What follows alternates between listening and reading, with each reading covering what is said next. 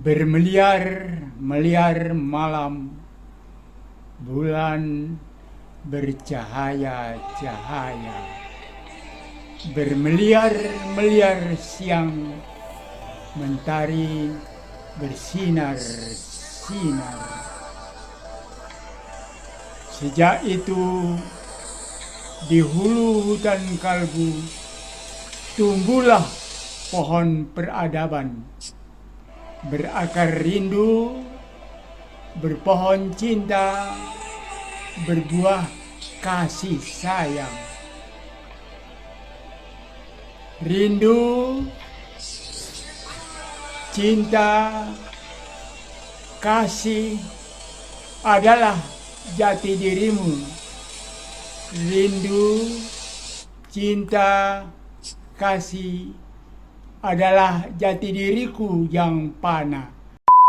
Sosok penulis Haji Dimlah Reyes memang sangat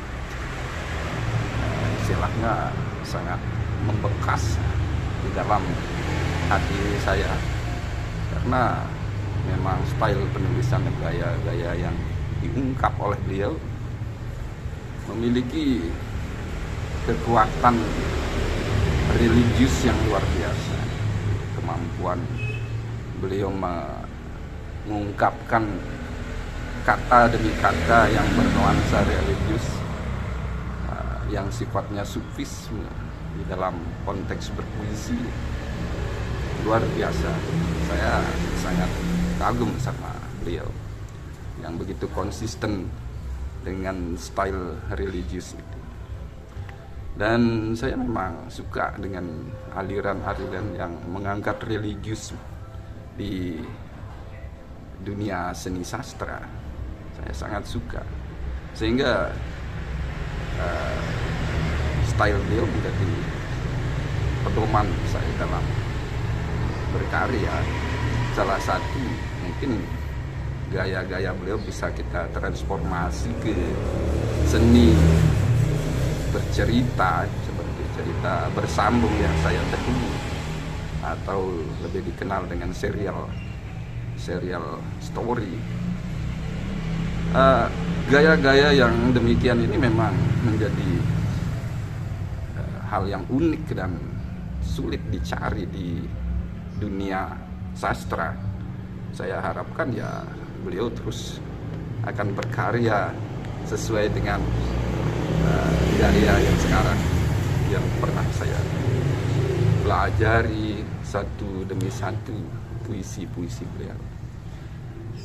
Salah satunya mungkin dari konsep silaturahmi puisi.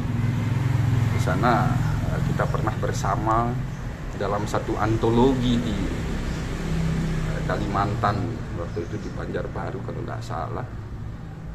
Ada puisi tentang sebuah pulau di Kalimantan, di Irian Jaya, dan dia menitipkan suatu pesan luar biasa tentang keindahan religius pulau yang bernama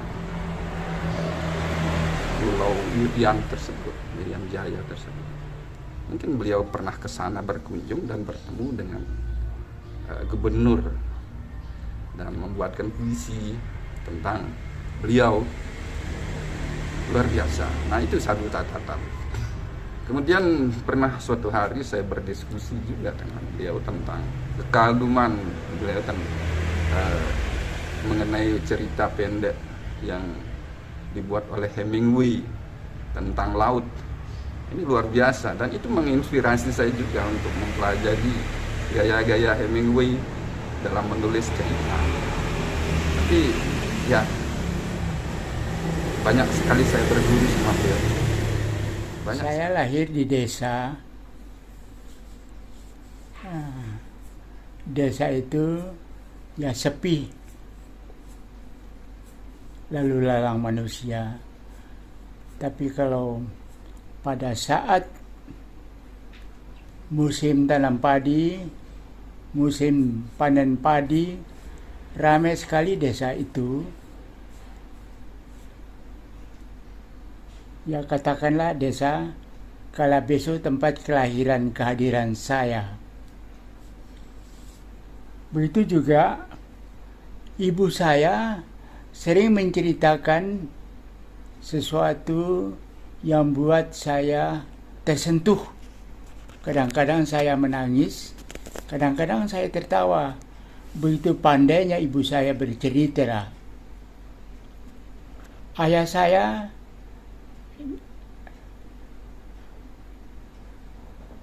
adalah tugasnya penghulu. Penghulu itu ya yang mengurus yang kawin, cerai dan lain sebagainya. Di samping imam di alas. Beliau namanya Haji Muhyiddin Rais. 7 tahun di Mekah. Tahun sebelum proklamasi 17 Agustus, beliau meninggal. Beliau tidak mau menghormat kepada kempetai Jepang itu, maka dipukul. Sehingga pada saat itu ya saya ikut menyaksikannya dengan pengkawasman. Sehingga saya tidak punya ayah. Ibulah segala sesuatu yang mengurus kami berlima. Ayah saya itu punya istri 3. Mungkin karena hidup dan kehidupan saya, ya kalau pergi sekolah waktu SR dulu itu ya cukup dengan telapak kaki, telanjang, celana seluar, orang bilang itu ya seadanya saja, yang penting bisa sekolah. Dan mungkin saya orang yang paling banyak membaca buku-buku pada SR tahun 50-51 itu ya. Saya pinjam sampai ibu saya mengatakan, kok kamu bisa nangis baca buku, bagaimana caranya kamu bisa nangis begitu. Ya ini kebetulan pada saat itu saya membaca buku Tenggelam Kapal Panderwick, Di Bawah Lindungan Ka'bah, ada 3 panglima perang, karangan-karangan barat juga saya ikut baca.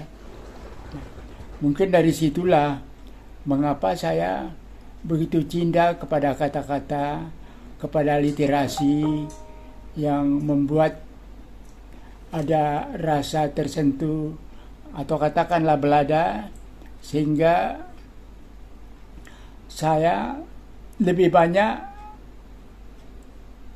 menulis karena mendengar, membaca sesuatu yang tersentuh itu pasti saya baca. Ketika sekolah guru, yang paling lucu mungkin kata orang bahwa kita selalu menulis ya, kita tukar buku ya, kita tulis pagi hari buku saya diambil, sore hari buku saya ambil dari dia. Mungkin pada saat itu barangkali untuk pertama kalinya bahwa cinta pertama itu ya luar biasa dahsyatnya, menariknya dan lain-lain sebagainya. Ya.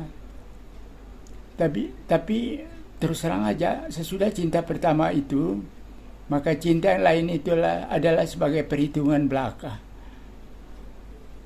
Saya masih ingat sampai sekarang cinta pertama yang betul-betul mengiris hati saya, menggerakkan jantung saya untuk mengingat kembali. Jadi memori saya begitu tajam, kuat ingatan saya kalau menulis.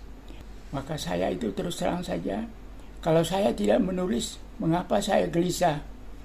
Dan mungkin juga saya mengoreksi diri sendiri.